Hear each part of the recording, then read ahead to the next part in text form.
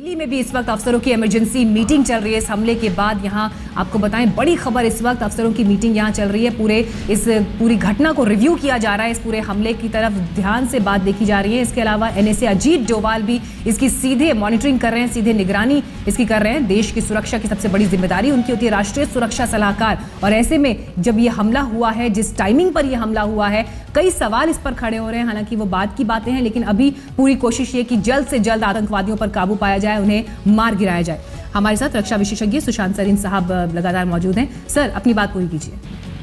जी, तो एक तो पंजाब में वैसे भी उन निशाने पे पंजाब दोबारा से आ रहा है और एक लापरवाही है और एक राजनीतिक चपकलिश जो है उसके तहत इन लोगों को और ज्यादा प्रोत्साहन मिल रहा है। अब इस तरीके का जो हमला होता है, या तो दो चीजें पॉसिबल हैं, या तो ये कि ये काफी देर से मंसूबा बन रहा था और डिस्पाइट इसके कि प्रधानमंत्री जी ने बहुत एक बहुत बोल्ड फैसला किया पाकिस्तान के साथ हाथ बढ़ाने का, उसके बावजूद वो जो मंसूबा बन रहा था उसको सरअंजाम दिया गया। दूसरी पॉसिबिलिटी ये है कि ये बहुत जल्दी में किया गया और ये प्रधानमंत्री का जो दौरा हुआ लाहौर का 2-3 घंटे का, उसके बाद इस मंसूबे को ऑपरेशनलाइज किया गया। लेकिन उसका मतलब ये है कि आतंकवादी गुट और उनकी जो सरगर्मिश करते हैं वो शायद इतनी कैपेबिलिटी रखते हैं कि चंद दिनों के अंदर अंदर इतना बड़ा अगर हमला वो माउंट कर लेते हैं तो फिर मेरे ख्याल हमारे को बहुत ज्यादा फिक्र करने की जरूरत है। सर, एक अहम बात मैं आपसे यहाँ पर और पूछना चाहूंगी। हालांकि आतंकवादियों के लिए उस जगह तक, जो टेक्निकल एरिया एयरफोर्स स्टेशन का, वहां तक दाखिल हो पाना तो नामुमकिन है। जो एयर मार्शल रिटायर्ड ए के सिंह है, उन्होंने भी ये बात हमें कही। लेकिन क्या आप इसे कहीं पर भी सुरक्षा की चूक के लिहाज से देखते हैं? क्योंकि 31 दिसंबर की शाम को एसपी को गन पॉइंट पर किडनैप किया जाता है, उसी रात को एक शख्स का कत्ल किया जाता है और उसके बाद 2 दिन बाद ये हमला एयरफोर्स स्टेशन पर अंजाम दिया जाता है। देखिए, सुरक्षा में तो जब भी सेंध लगेगा तो सुरक्षा में तो चूक हुई है, इस पे तो शायद कोई दो राय नहीं हो सकती। लेकिन इशू ये है कि अगर इस तरीके के एयरबेस के ऊपर अटैक होता है, वो बेशक आपके आउटर कॉर्डन पर ही हो, लेकिन जिस तरीके की खबर या जिस तरीके का तहलका आतंकवादी मचाना चाहते हैं या जिस तरीके से वो सुर्खियों में रहना चाहते हैं, मेरे ख्याल उस लिहाज से तो उनका जो उद्देश्य है वो पूरा हो गया होता है। अब उसमें उसने आपका कितना डैमेज किया नहीं किया वो एक अलग बहस है, लेकिन उनका जो उद्देश्य था कि वो एक इंप्रेशन दें कि वो काफी सक्रिय है और कहीं पर भी अटैक कर सकते हैं, और इस तरीके के एयरबेस के ऊपर अटैक करना मेरे ख्याल वो बहुत ज्यादा एक बड़ा संकेत होता है। वो तो पूरा हो गया।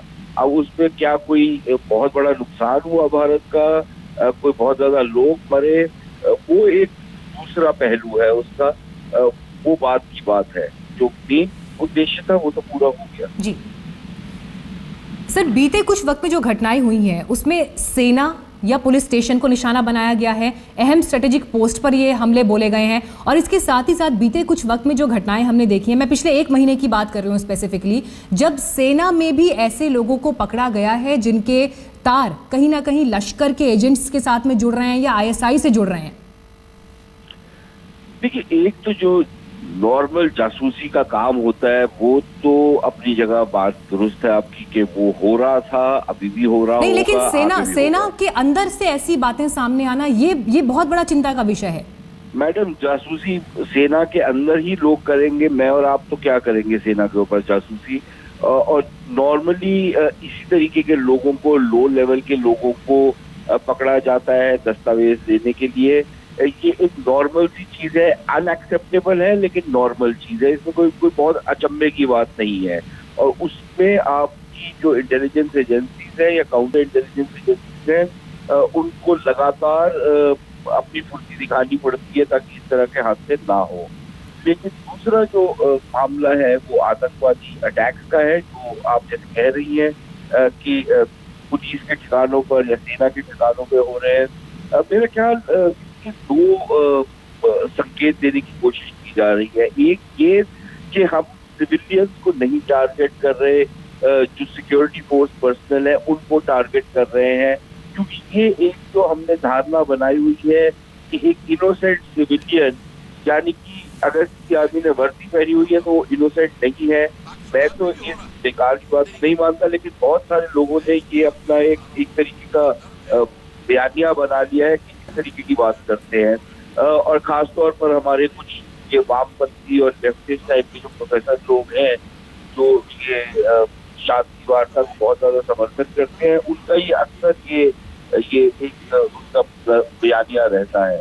दूसरी चीज ये है कि वो जिस तरीके का बड़ा अटैक करना चाहते हैं, अगर किसी ऑर्डिनरी दुकान के ऊपर बम मारा जाए तो वो इतनी बड़ी खबर नहीं बनती है, किसी पुलिस स्टेशन के ऊपर जैसे कि गुरदासपुर में हुआ, या किसी आर्मी के कैंप के ऊपर अटैक किया जाए, उसकी बहुत ज्यादा बड़ी अहमियत भी होती है और वो खबर भी बहुत। सुरक्षा विशेषज्ञ प्रफुल्ल बख्शी यहाँ पर ये कहते हुए कि सिविल एडमिनिस्ट्रेशन का फेलियर है, वहां पर उन्होंने काम ठीक से नहीं किया, उसके बाद वेकअप कॉल क्यों नहीं लिया गया। लेकिन बड़ी बात जो हम लगातार कह रहे हैं कि क्यों पठानकोट एयरफोर्स स्टेशन इतना अहम है और क्यों ये इतना बड़ा सुरक्षा के लिहाज से हमला देखा जा रहा है, क्योंकि पाकिस्तान बॉर्डर के सबसे करीब ये एयरबेस है। 1965 और 71 के भारत पाकिस्तान युद्ध के दौरान भी ये अहम बेस था।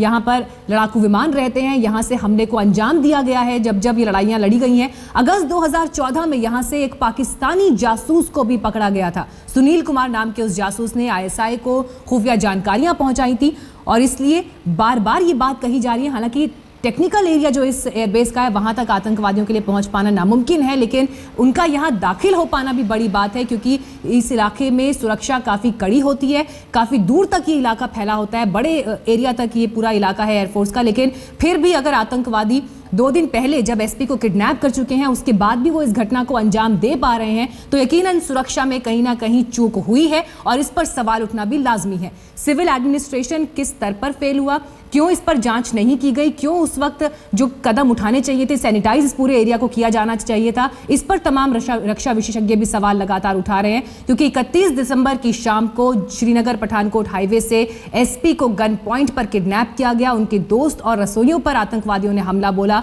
उसके बाद उसी रात को एक शख्स का कत्ल किया गया और ठीक 2 दिन बाद 2 जनवरी की सुबह आतंकवादियों ने पठानकोट एयरबेस पर हमला किया है। अब तक 2 आतंकवादियों को मार गिराया जा चुका है और जो खबरें मिल रही हैं उसके मुताबिक 4 से 6 की संख्या में ये आतंकवादी यहां दाखिल हुए थे।